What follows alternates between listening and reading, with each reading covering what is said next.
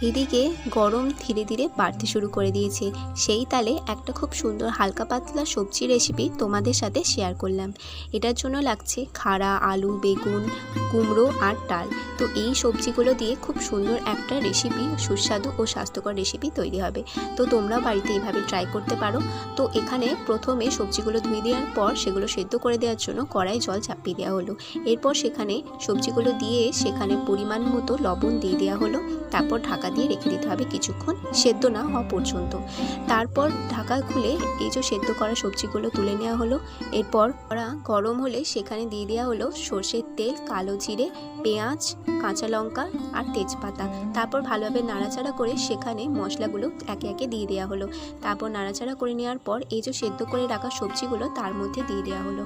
দিয়ে ভালো করে নাড়াঘাটা করে চাপা দিয়ে রাখা হলো। ঢাকনা খুললেই তো রেডি আমাদের খুবই সুস্বাদু একটা সিম্পল রেসিপি। তোমরা গরম গরম ভাতের সাথে এটা ট্রাই করতে পারো, দেখবে খুবই ভালো লাগবে। দেখা হচ্ছে পরের ভিডিওতে।